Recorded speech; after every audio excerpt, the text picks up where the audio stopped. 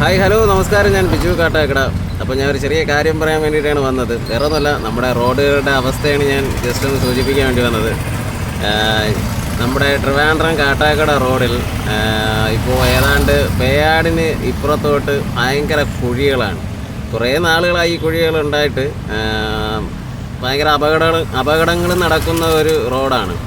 അപ്പോൾ ബഹുമാനമുള്ള മന്ത്രിയും മറ്റ് അംഗങ്ങളുമൊക്കെ ഇവിടെ കാട്ടാക്കട ഭാഗത്തേക്ക് വരുന്നുണ്ട് എന്നുള്ള ഒരു സംഭവമായപ്പോൾ അവരിതാ ഈ കുഴിക്കകത്ത് കംപ്ലീറ്റും ഇതുപോലെ ഏതാണ്ട് ഒരു 10-13 കിലോമീറ്റർ നീളുന്ന ഒരു റോഡിൽ ഇതുപോലെ കുഴികളിൽ വലിയ 1.5 ഇഞ്ചിൻ്റെ മെറ്റൽ കൊണ്ടിങ്ങനെ ഇട്ടിരിക്കുക. ശരിക്കും കുഴിയായിട്ട് കിടന്നപ്പോൾ ജസ്റ്റ് സ്ഥിരം യാത്ര ചെയ്യുന്ന ആൾക്കാരൊക്കെ ആണെങ്കിൽ പോലും അവർക്ക് ആ കുഴികൾ ചവിട്ടി ഇറക്കി മര്യാദയ്ക്ക് യാത്ര ചെയ്ത് പോകാൻ പറ്റുമായിരുന്നു. മെറ്റലുകൾ ഇങ്ങനെ ഇളകി കിടക്കുന്നത് കാരണം വണ്ടികൾ പെട്ടെന്ന് സ്കിറ്റാവുകയും അപകടങ്ങൾ ഉണ്ടാകാൻ ചാൻസ് കൂടുതലാണ്. കാര്യം ഞാൻ ആലോചിക്കുന്നതല്ല,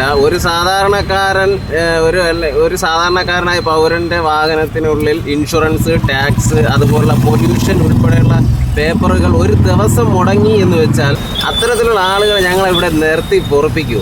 ശരിക്കും പറഞ്ഞാൽ ലക്ഷക്കണക്കിന് രൂപയാണ് ഇവരൊക്കെ പെറ്റി അടിക്കുന്നത് ആ ഇനത്തിൽ തന്നെ. മനസ്സിലായില്ലേ? ഇത് നമ്മുടെ കേരളത്തിൽ മാത്രമേ നടക്കുകയുള്ളൂ ഈ ഒരു മൂഞ്ചിയ സമ്പ്രദായം. ശരിക്കും പറഞ്ഞു നമ്മുടെ കേരളത്തിൽ മാത്രമേ ഈ ഒരു പരിപാടി നടക്കത്തുള്ളൂ, വേറെ ഒരിടം നടക്കത്തില്ല. കാര്യം അന്യ സംസ്ഥാനങ്ങളാണെങ്കിൽ പോലും അവിടെ രാഷ്ട്രീയ നേതാക്കന്മാരെ ദൈവത്തെ പോലെ കാണുന്നത്. ശരിക്കും പറഞ്ഞാൽ അതിൻ്റെ നന്മകളും ഐശ്വര്യങ്ങളും അവിടെയുള്ള ജനങ്ങൾ അനുഭവിക്കുന്നുമുണ്ട്. ഇവിടെ അങ്ങനെയാണോ? മറിച്ചാണ്, ഓപ്പോസിറ്റാണ്. ഇവിടെ ശാപമാണ് ഇവർ ഏറ്റുവാങ്ങുന്നത്. ഇവിടുത്തെ പോലീസായാലും മീഡിയ ആയാലും അതുപോലെ തന്നെ രാഷ്ട്രീയ ഉന്നത നേതാക്കന്മാർ അവരവരുടെ ജോലിയെ കൃത്യമായി ചെയ്യാത്ത പക്ഷം ഇവിടെ ജനങ്ങളുടെ ശാപവും കണ്ണുനീരുമാണ് അവർ ഓരോ ദിവസവും ഏറ്റുവാങ്ങിക്കൊണ്ടിരിക്കുന്നത് മറ്റുള്ള സംസ്ഥാനങ്ങളെ അപേക്ഷിച്ച് നോക്കുമ്പോൾ.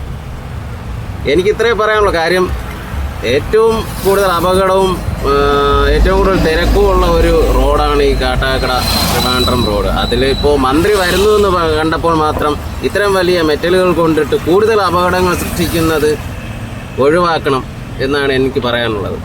Thank you.